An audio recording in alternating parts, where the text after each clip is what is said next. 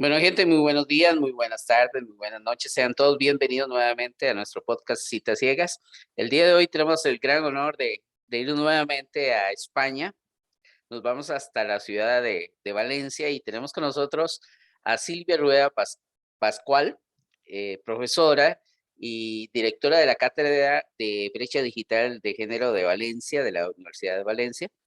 Eh, en fin, vamos a hablar muchas cosas tuyas, Silvia. La verdad es que es realmente un honor. Tenés un currículum increíble, pero primero que todo, antes de hablar un poquito de ese currículo y hablar de un poco de lo que nos lleva al día de hoy a tenerte acá, quisiéramos escucharte y darle la bienvenida a la gente que estaría con nosotros en este programa. Muy buenas a todos y a todas. Muchísimas gracias por invitarme. La verdad es que es un placer poder estar aquí en esta cita ciegas. Encantada de poder participar. Pero Silvia, siempre el podcast de nosotros empezamos un poquito conociendo a las personas que hay detrás de estas figuras a nivel de comunidades, a nivel de manejo de, sobre todo del área de tecnología. De eso trata mucho el podcast de nosotros. ¿Cómo era Silvia de pequeña? ¿Qué recuerdas de eso que te contaran tus papás, que te decían, a ver, esos primeros 7 años previo a lo que es la primaria y demás? ¿qui- ¿Quién era Silvia? Bueno, yo era una niña bastante tranquila en cuanto al movimiento físico, pero muy activa en todo lo que había dentro de mi cabeza, ¿no?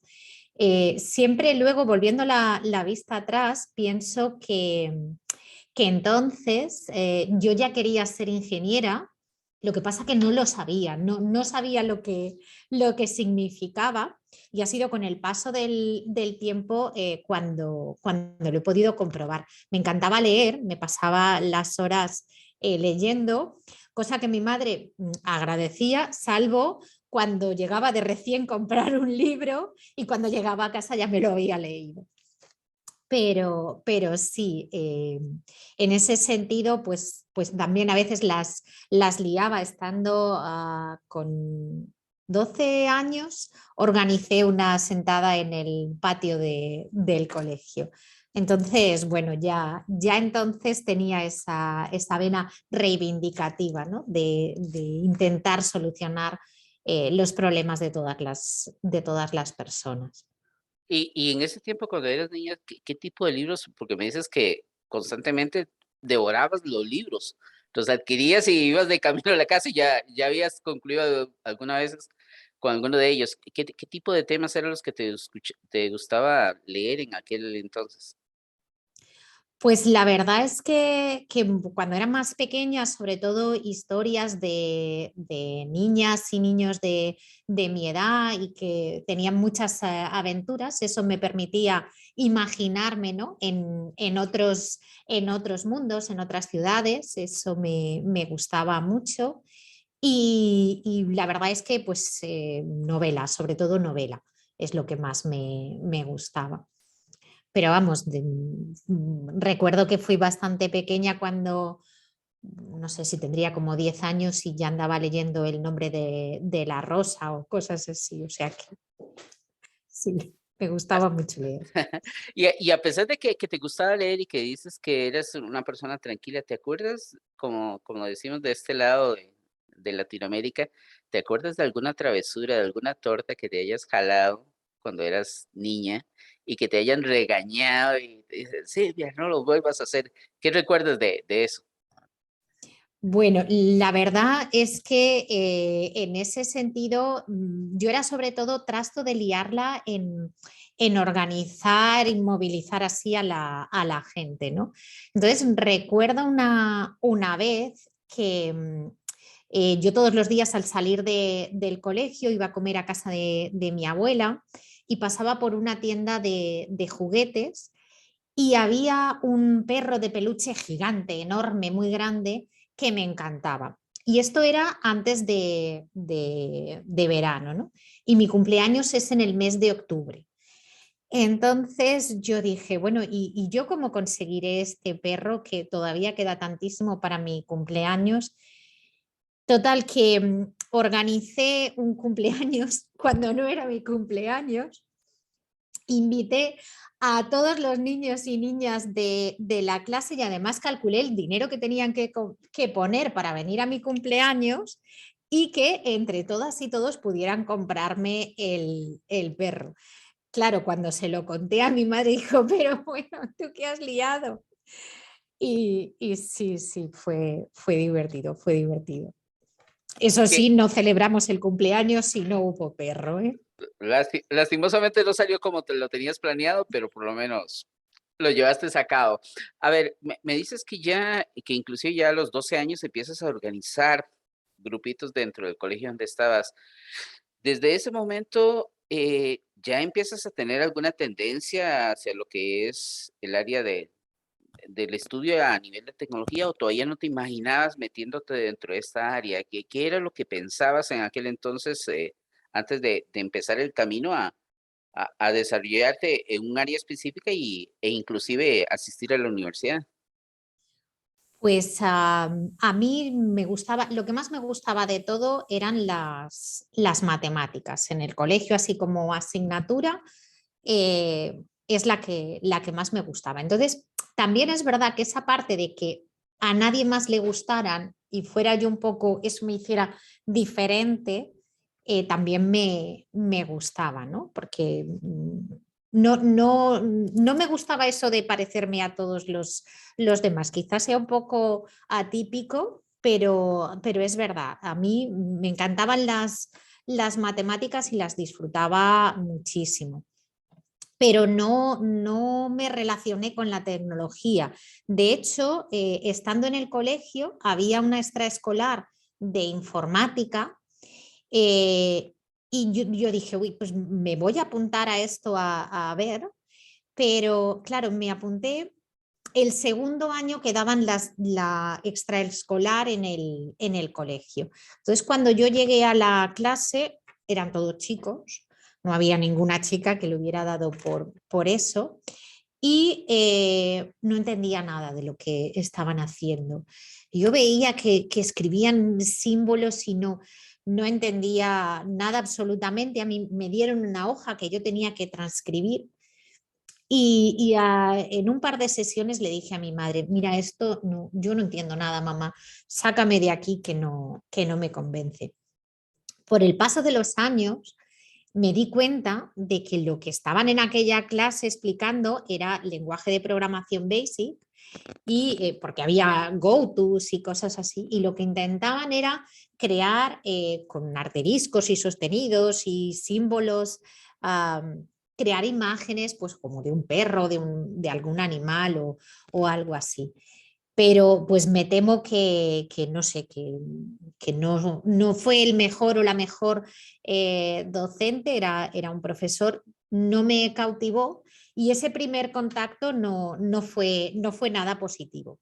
Y no fue hasta que tuve que llegar a decidir qué estudiar en la universidad cuando me decidí por estudiar informática. Yo hasta que no llegué el primer día a clase no había tocado un ordenador. También es verdad que hace ya bastantes años de aquello y no solíamos, era muy poco habitual pues tener un ordenador en casa. Yo empecé la carrera en el año 1993, entonces pues no teníamos ordenador en casa. De hecho, no me lo compré hasta segundo de carrera.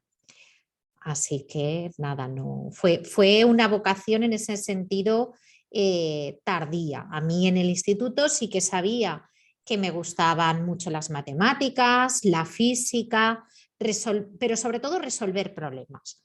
Los cálculos me gustaban, pero cuando yo veía que conseguía resolver cosas, eso es lo que más me gustaba.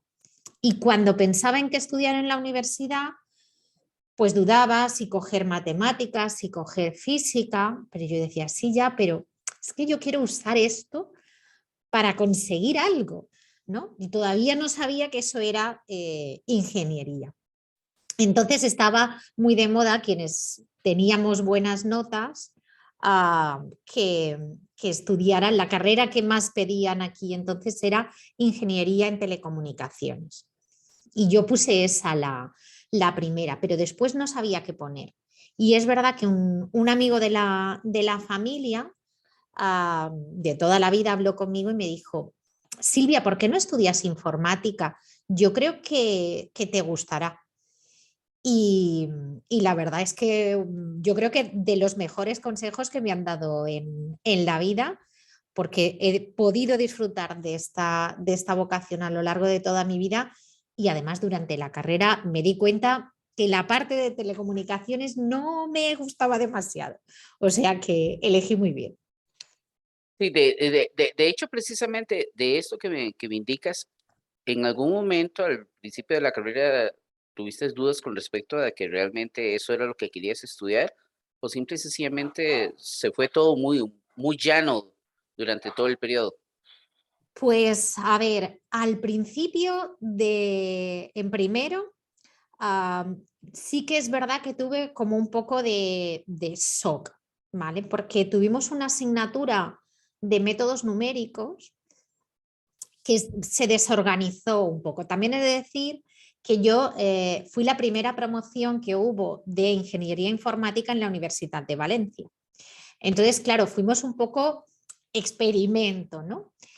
Y recuerdo que no habíamos aprendido apenas nada de programación, nada, y nos llevaron al laboratorio de métodos numéricos y teníamos que programar en el ordenador un determinado algoritmo para hacer unos cálculos.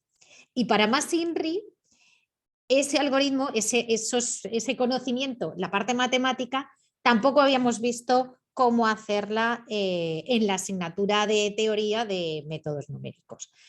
Entonces fue como volver al colegio, a aquella clase donde hablaban y explicaban lo de Basic y no entender nada, pues en ese punto fue un poco volver ahí y pensar y decir, ¿me habré equivocado? Pero bueno, por suerte, pues enseguida empezamos con las prácticas de programación y ya pude entender qué es lo que había detrás, ¿no? Y fue en un momento dado como hacer un clic y decir, ahora lo entiendo todo, ahora entiendo. Y a partir de ahí, pues la verdad es que la carrera me gustó mucho. Habían asignaturas que más y asignaturas que menos, por supuesto, pero la disfruté mucho. Y hacia el final de la universidad, ¿cuál era la proyección que tenías, Silvia? ¿Pensabas que ibas a trabajar en una empresa afuera de España o dentro de España? ¿O pensabas que ibas a realizar tu carrera dentro del área de la, del aprendizaje, de la enseñanza? ¿Cuál era tu proyección hacia el final de la universidad? Porque me dices que eras la primera mujer dentro del grupo que se estaba, de la primera formación que La se primera estaba, promoción, claro, promoción. fue el primer Entonces, año que pusieron informática en la Universidad de Valencia. y exacto, y al ser la primera promoción, ¿qué sentías? ¿Sentías alguna incertidumbre con respecto a cómo iba a ser esos primeros años posterior a graduarte de la universidad? O pensabas que tal vez, vamos a verlo así de esta manera, porque eso nos va a ir llevando poco a poco, un poco al área donde tú te desarrollas actualmente.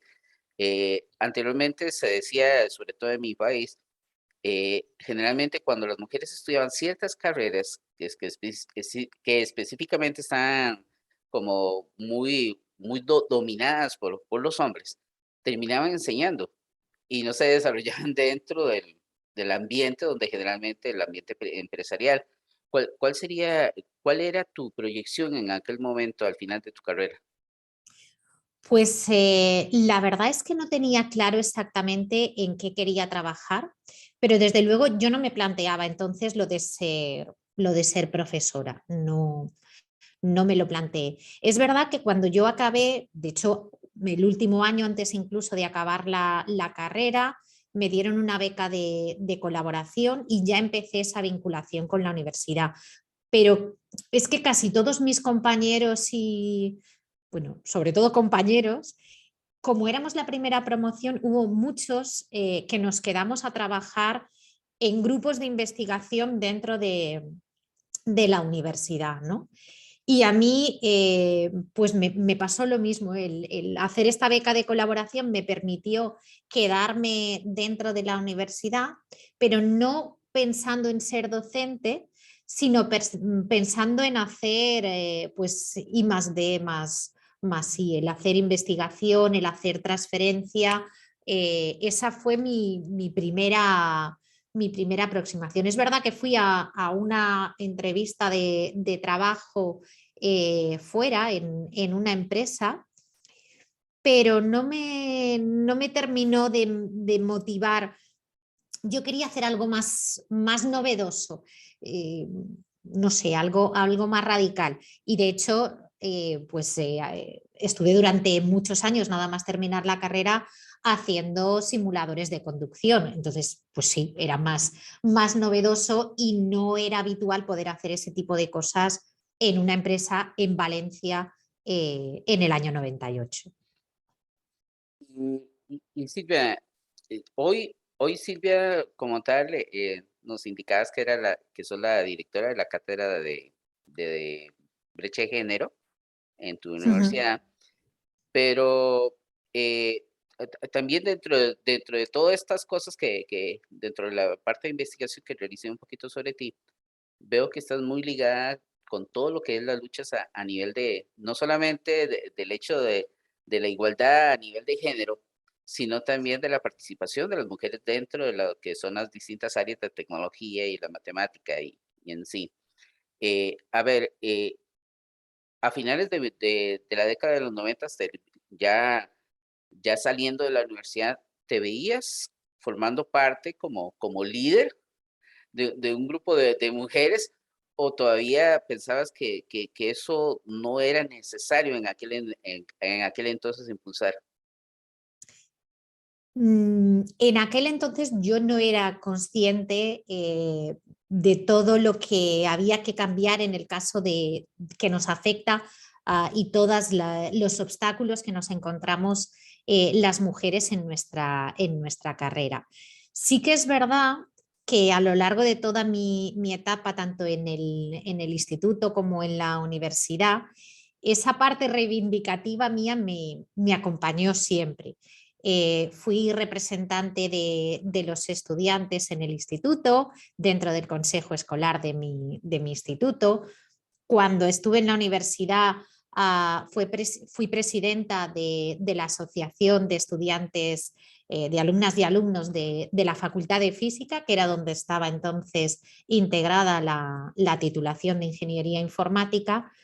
Entonces, es un poco esa vena reivindicativa, esa vena de que las mujeres, las chicas teníamos que participar, sí la tenía. Pero es verdad que en mi caso yo creo que sobre todo el momento de cambio, el ser realmente consciente y decir yo tengo que cambiarme yo y cambiar la sociedad fue a partir del momento de ser madre. Tener a mi hijo Martín me hizo ser todavía más consciente de estas desigualdades y decir, bueno, pues es que yo también puedo aportar mi granito de arena, ¿no? Para que pues este mundo, en la medida de mis posibilidades, sea un poco más justo para él, ¿no?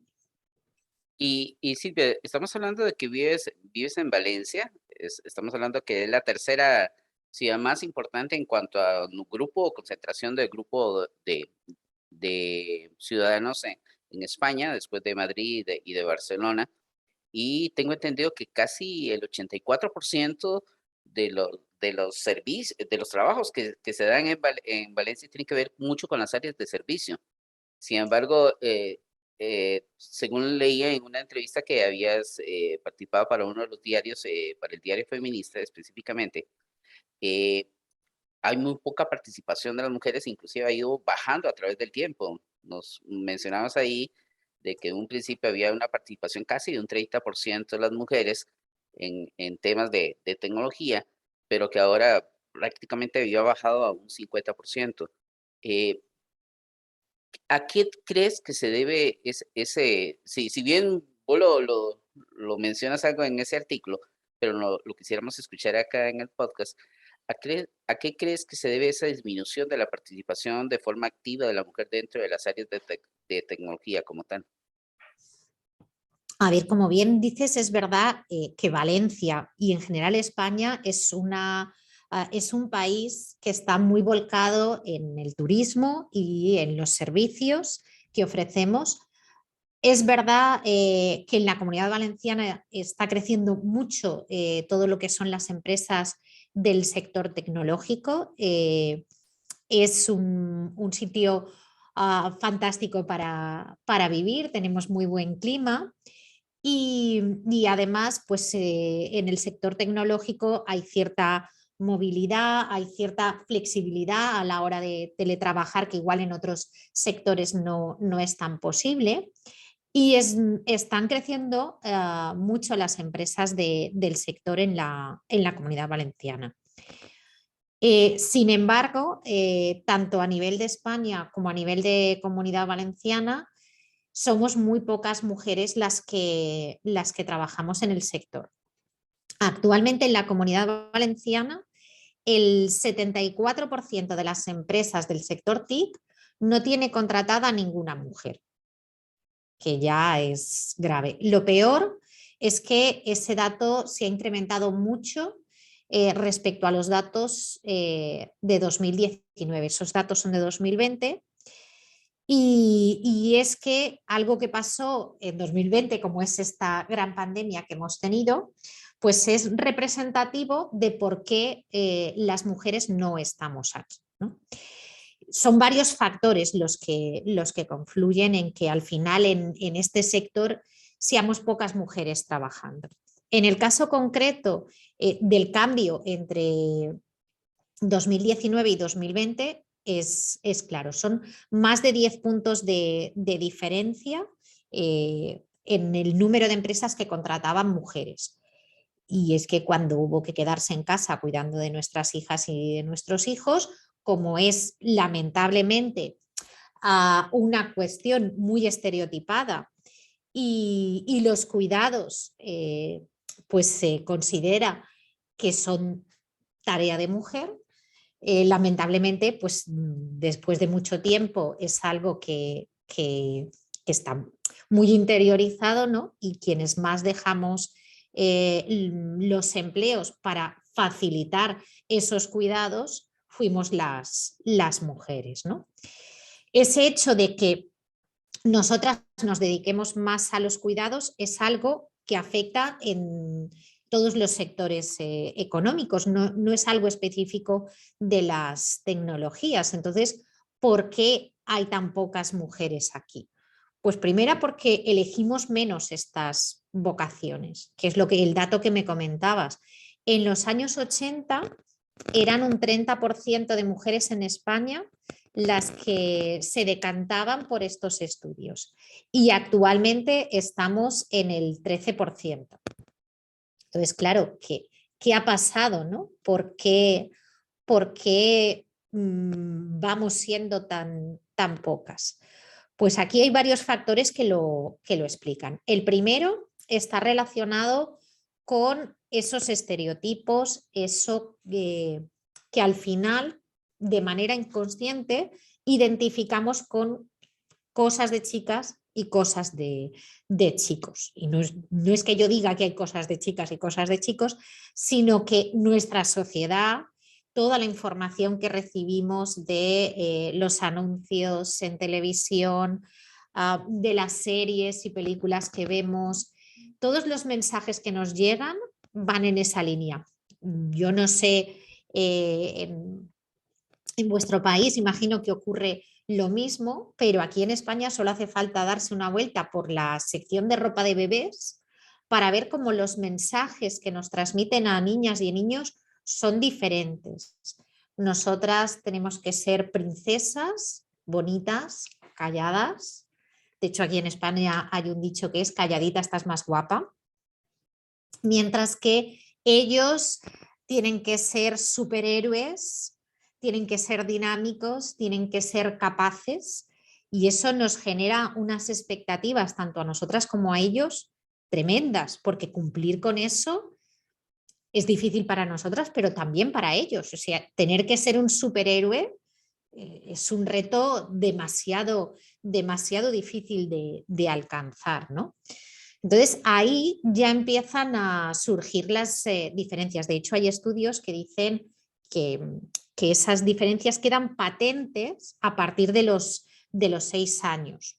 No es que a los 6 años nos pase nada a nosotras, sino que ya toda esa información que hemos ido recibiendo cala. Y a partir de los 6 años, las chicas tienden a considerarse menos inteligentes. Claro, eso hace que pensemos, aunque no sea cierto, aunque al final PISA nos diga que los resultados de las chicas son incluso mejores, que tengan menor tasa de abandono en sus estudios ellas que ellos, bueno, pues nosotras no nos lo creemos, no nos creemos capaces eh, y no nos atrevemos con las cosas difíciles, tenemos mucho más miedo a fracasar, a equivocarnos.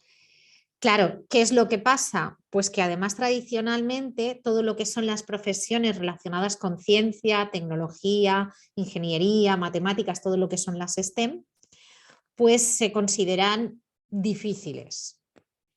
Y claro, tampoco se enseña que desde estas áreas se pueden realizar cuidados. Y como a nosotras nos enseñan que lo que nos tenemos que dedicar es a los cuidados, pues es una mezcla explosiva que hace que difícilmente nos acerquemos a estas áreas STEM en general.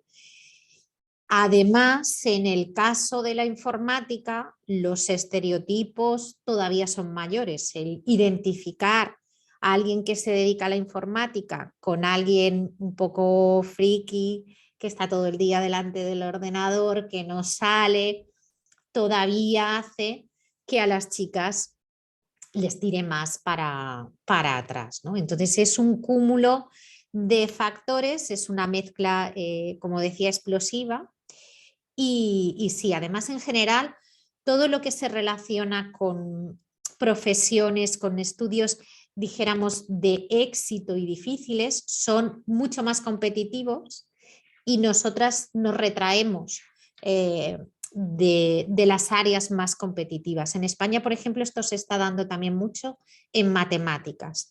Desde que la titulación de matemáticas no se piensa con una finalidad docente, como decías antes, de ser profesoras, sino que cada día más, por todos los temas relacionados con Big Data, ciencia de datos y esa otra imagen de las matemáticas más empresarial, el número de mujeres en matemáticas también ha descendido de manera drástica. Entonces, bueno, pues toda esta mezcla de factores nos alejan a nosotras de estas profesiones. Sí, sí, y de hecho es importante lo que acabas de mencionar porque efectivamente has estado involucrada en muchos temas que tengan que ver con lo que es la parte de inteligencia artificial, con temas de virtualidad real, con temas de investigación en la parte de Big Data, como lo estabas diciendo. Y aquí hay un tema que es importante, al menos en mi caso yo vengo de una época que es digital, no, no, analógica, perdón. Yo vengo de la analógica y hice la parte digital. Entonces nosotros no teníamos ese estigma de que vos tenías que ser específicamente ese tipo, como decimos en Latinoamérica, el nerd, el clásico que siempre está pegado a la computadora. Más bien, nosotros teníamos actividades muy distintas. O sea, era muy normal. Yo trabajé casi 11 años en una universidad y era curioso que mis estudiantes en la actualidad, la forma de que la gente que estudia informática va más por moda que por otras cosas, por una vocación, como el caso tuyo, que te gustaban las matemáticas, y en el caso mío, igual en la secundaria era algo de lo que todo el tiempo me llamaba, era muy malo en la parte de letras, pero sí en la parte matemática era muy fuerte. Y lo curioso de muchas veces que me pasaban con los estudiantes era que algo tan sencillo como, no sé, en España creo que también le dicen el futbolito, eso que uno Al llega, fútbol, sí. sí, Sí, uno sí. llegaba y mis estudiantes en la universidad colocan un futbolito y se quedan y me dice, profesor, ¿y usted sabe jugar? Y le digo, vea, hagamos un trato. El que me logre ganar, le doy la nota entera del cuatrimestre. Y entonces todos se colocaron y lo vieron como algo muy sencillo, dice, le vamos a ganar.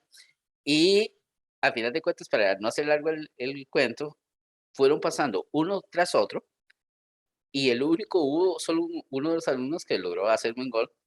Y entonces llega y me dice, profesor, pero ¿cómo usted sabe jugar y eso? Le digo, la diferencia es que este era mi Nintendo cuando yo era Claro. joven, que nosotros nuestras vidas eran todavía, en mi país yo venía de una zona muy rural y nuestro pasatiempo de jóvenes era irnos a andar caminando por las montañas, hacer cosas que no son comunes hoy en día, que no se puede por la situación, como ha cambiado todo. Pero aquí hay un tema que me gusta hacer mención con respecto a esto que acabas de decir, que creo que es muy importante. Formas parte de un grupo que se llama Girls for STEAM, que la idea es fomentar mayormente la participación de las mujeres dentro de la ciencia, la tecnología, las matemáticas y la ingeniería. Eh, ¿Cómo nace esa iniciativa? ¿Qué es lo que te lleva? Me imagino que tiene que estar muy ligado con todo esto que has estado realizando durante estos años, pero ¿cómo nace la organización como tal? Pues por aquel entonces la iniciativa nace en 2019.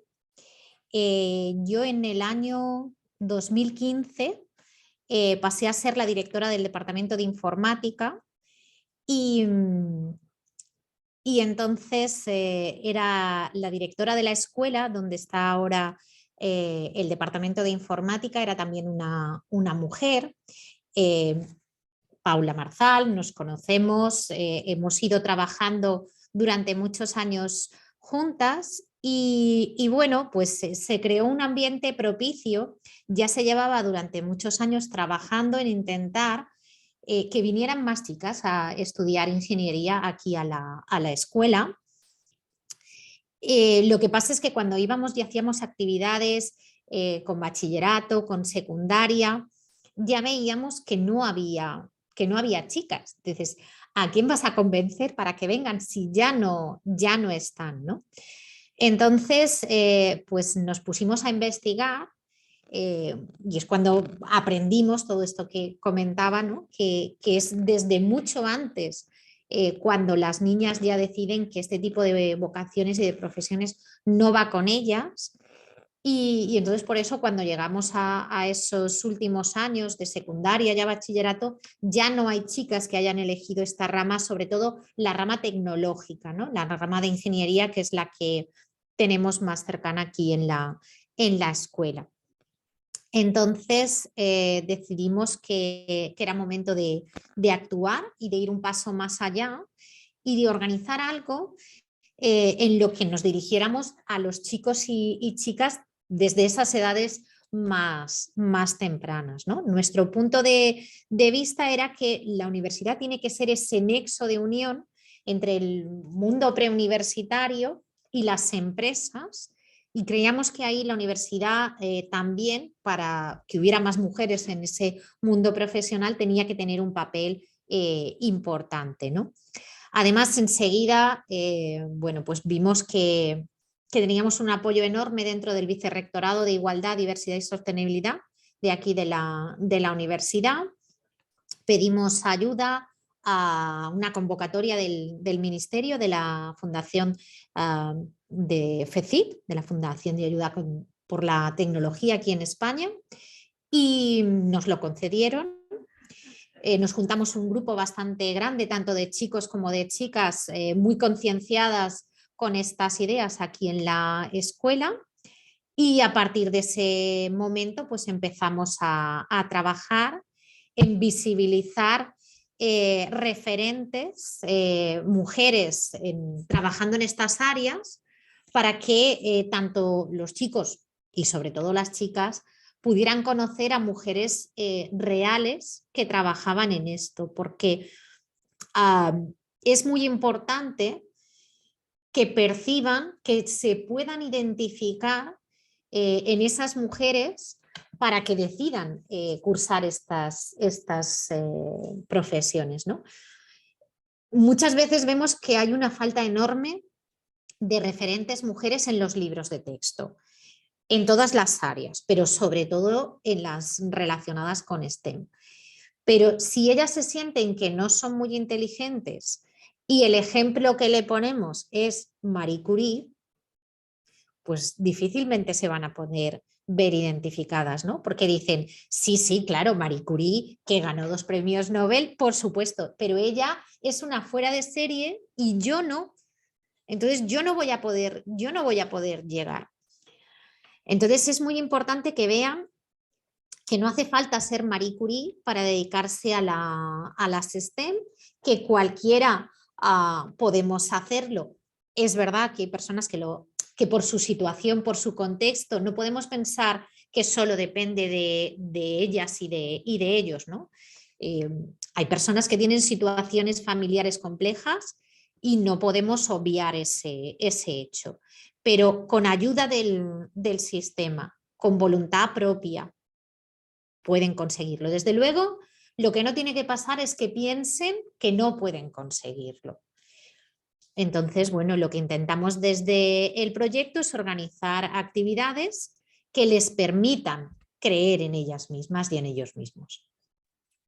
Y inclusive desde tu perspectiva, desde tu desarrollo en la investigación en temas de inteligencia artificial, sabes perfectamente que tenemos un gran problema hoy en día, que es que cada vez la inteligencia artificial está más inmersa en el mundo en el cual vivimos.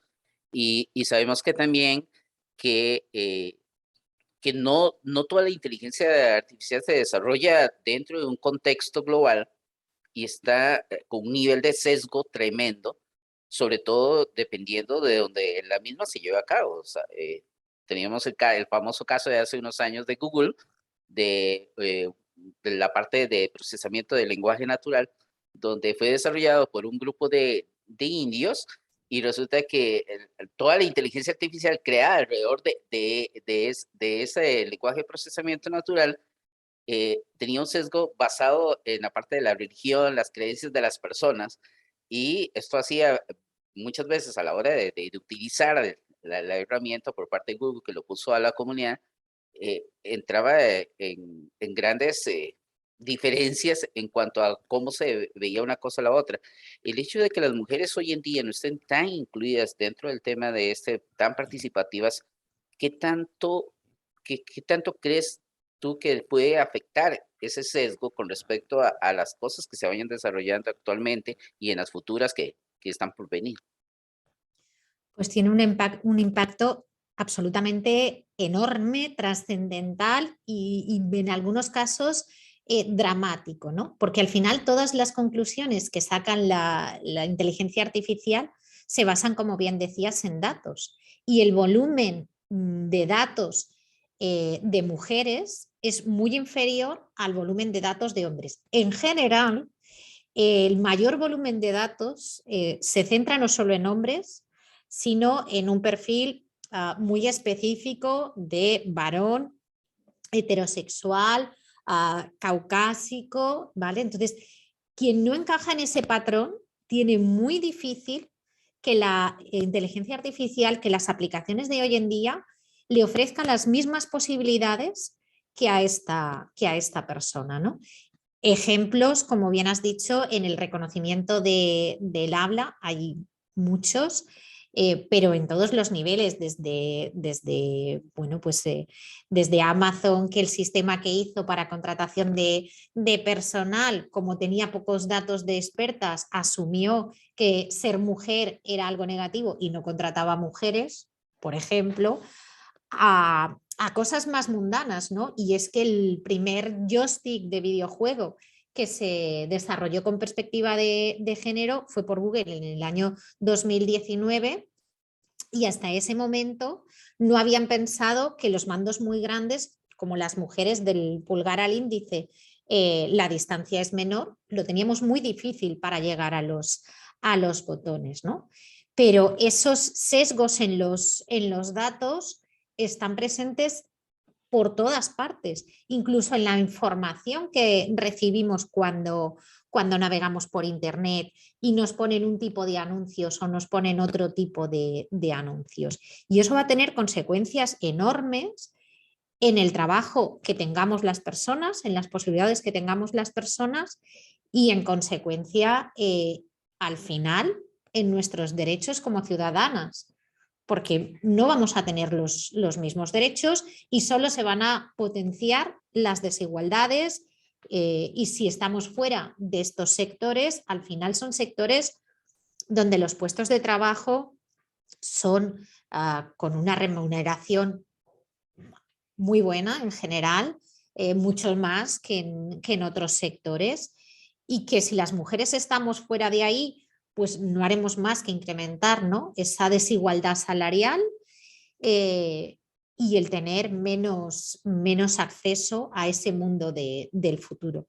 Es una causa de desigualdades terribles. Ya digo que para las mujeres, que además somos el 50% de la población, un poquito más, eh, pero para cualquier minoría, ¿no? Yo creo que es fundamental que cambiemos un poco el punto de vista y se ponga mucho más en valor en las consecuencias que esto tiene para las personas y su integración en la sociedad, ¿no? Y en parte es un poco lo que intentamos desde la cátedra y en los desarrollos que hacemos en mi grupo de investigación actualmente un poco también, ¿no? Cambiar el punto de vista de cómo se desarrolla el software y poner a las personas en el centro, en lugar de al revés, en lugar de que las personas se tengan que adaptar al software, démosle la vuelta a ese modelo y pongamos a las personas en el centro. Y haciéndote la pregunta de forma, mm, veámoslo así, tal vez positivamente, ¿cuánto tiempo crees que podamos requerir para poder hacer revertir ese efecto que durante años se ha dado a nivel de las STEM y que realmente tengamos una participación equitativa entre miembros de las distintas sociedades? Porque no solamente aquí estamos hablando de que, como bien tú lo hablas, están las mujeres muy distanciadas porcentualmente en la participación, pero también tenemos, hoy por hoy, tenemos otras realidades que son también muy importantes, al menos en la universidad. Como te digo, durante este periodo que daba clases, la gente de la comunidad LGTBI también se veía sumamente afectada por este tipo de Eso es. situaciones. Y yo identificaba estas cosas y buscaba la manera en cómo apoyarles y cómo que perdieran ese temor, de alguna otra manera, a mostrarse como eran, como tales. Y sobre todo, lo más importante era que después de cierto tiempo, cuando yo lográbamos romper esas barreras, dentro del grupo como tal, se encontraba una unidad muy importante, muy bonita. Y uno de los cursos que a mí más me gustaba dar era todo lo que tenía que ver con álgebra relacional. Y yo enseñaba el álgebra relacional de una manera distinta, casi como un juego. Y entonces cuando alguien se pasaba por mi aula y decía, ¿qué están haciendo esto? Y lo hacíamos sin usar casi ordenadores, casi todo era en pizarra. Y la participación era muy importante, entonces tenían que aceptarse mucho entre ellos. ¿Cuánto tiempo crees que haga falta todavía para tener un nivel de aceptación, un porcentaje de participación aceptable a nivel de las STEM? Pues lamentablemente, aunque me gustaría ser mucho más optimista, creo que todavía nos queda mucho trabajo por hacer. Creo que queda mucho tiempo y que la cosa lamentablemente tiene que ser un cambio a largo plazo. Yo espero que las generaciones de niños y niñas que tenemos ahora ah, consigan comenzar a revertir realmente la situación. Estaríamos hablando de como mínimo, yo creo que 20-25 años para poder cambiar esto, porque lamentablemente en estos momentos los cambios que podemos hacer no son para tener efecto mañana o dentro de 5 años. Debemos trabajar a todos los niveles, sobre todo yo creo que es fundamental la educación y llegar con la educación a todos los niños y niñas. Pero es verdad que también, tanto en España como en Europa, como en todo el mundo, estamos viviendo algunos procesos de revertir, ¿no? De revertir esa visión de igualdad de los derechos de todas las personas. Y me preocupan mucho esos movimientos pues, más extremistas y espero que no continuemos por ahí y que las generaciones que tengamos ahora consigamos, ¿no? Que abran sus ojos a la diversidad, a los derechos de todas las personas. Y yo creo que cambiando ese modelo, sí podemos llegar a tener más libertad para que realmente todas las personas elijan su futuro sin tener todas esas barreras invisibles, ¿no? Pero yo no creo que sea antes de 25 años, lamentablemente. Ok, Silvia, vamos a ver. ¿A qué le teme Silvia? Uf, pues a ver, como madre me preocupa mucho todo lo que tiene que ver con cosas que le puedan pasar a mi hijo, a qué tipo de individuo va a ser en el futuro. Y a las cosas que no están a mi alcance cambiar. Esas son las cosas que más miedo me dan, lo que no está en mi mano cambiar. Si te visualizas dentro de 10, 15 años, ¿dónde te ves, Silvia? En qué faceta de tu vida te encuentras dentro de 10, 15 años? Pues yo creo que más o menos igual que ahora, continuando, porque creo que después de muchos años he conseguido como unir todas las piezas del puzzle con ah, con todos los elementos que me motivan a investigar, a transformar la sociedad en la que vivimos. Y yo me veo ahí, siguiendo, intentando transformar esa sociedad. Y aquí te vamos a poner una muy fácil para ti, ¿ok? Bien nos decías que al puro principio te encantaba mucho la parte de los libros, leer, andar comprando, adquiriendo libros y demás. Ángela Ruiz Robles, española, ¿qué representa para ti? Pues uno de los grandes referentes a seguir en mi vida, ¿no? Mujeres luchadoras y, y que dejan huella. Sí, tal vez para que Entonces, la gente no la haya escuchado hablar, sabemos que ella es la bueno, propulsora sí, de, sí, ella fue la precursora del primer ebook, del primer libro electrónico. Claro, yo que es como sí que la conozco, lo tengo muy asumido, ¿no? Y yo creo que pues, es una de las grandes mujeres a lo largo de la historia que han aportado a este mundo de la tecnología y de la informática y que siguen siendo muchas veces desconocidas, ¿no? Pero a pesar de todo, ella consiguió su empeño y siguió adelante. Y yo creo que es lo más importante, ¿no? Seguir adelante para conseguir nuestros sueños. Al fin y al cabo, ser ingenieras es, como decía una amiga, soñar en voz alta. Así que para mí es muy importante ese poder dejar esa sociedad un poquito mejor. bueno, Silvia, realmente muchas gracias por haber estado con nosotros acá. Vamos a ir cerrando. Hay dos, en nuestro podcast generalmente cerramos con dos preguntas muy sencillas.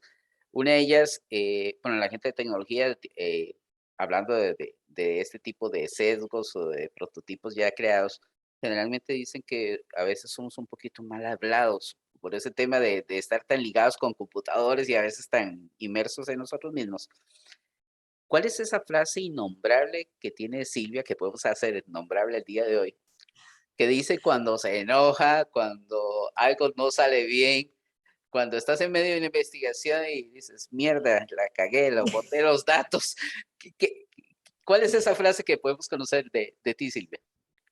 Pues a ver, es verdad que desde que tuve a mi hijo he intentado de manera muy activa no decir ah, ningún tipo de palabra malsonante para dar un buen ejemplo. Pero bueno, pues, pues al final hay veces que chillo y me subo arriba y no sé si me atrevo a decir, porque además es muy estereotípica y tiene que ver con las madres que nos parieron. Entonces, no sé si eso es muy correcto que lo diga, yo creo que lo dejo ahí. No sé si te vale, no sé si te vale el contexto, pero sí, porque además intento que no me salga porque, porque hay que intentar mantener la calma. Es verdad que el respirar y no pensar lo que digo en ese momento, sino dejarlo reposar, es algo que aprendí con mi hijo y con los 6 años como directora de departamento puse mucho en práctica para no decirle ningún improperio a nadie. Muy bien, muy bien. Y sí, casi siempre, bueno, casi siempre no, de los, tal vez los últimos 20 capítulos para cada programa, venimos y arrancando el podcast con alguna canción, con alguna interpretación que le guste a nuestro invitado especial o que represente algo para ti. En este caso, ¿con qué canción, con qué interpretación te gustaría que iniciáramos el podcast? Ah, pues la verdad es que para mí Serrat, Joan Manuel Serrat, es un cantante español que marcó toda mi infancia. Las canciones que me acompañaron cuando crecí eran las de Serrat y bueno, pues me gustaría una canción de Joan Manuel Serrat. Y si puedo elegir cuál, hay una que se llama ¿Qué va a ser de ti lejos de casa? Y que, bueno, que me hace vibrar todavía, ¿no? El crecer, esa niña que crece, que sale, que se va y vive la vida, es una canción que yo creo que me quedo con esa. Ok, Silvia, y si volvemos a esa Silvia de los primeros años, ¿cuál sería el mensaje que le diría Silvia de esos primeros años a las niñas del día de hoy para que se involucren en temas de tecnología? Pues les diría que es posible todo lo que sueñen, que confíen en ellas,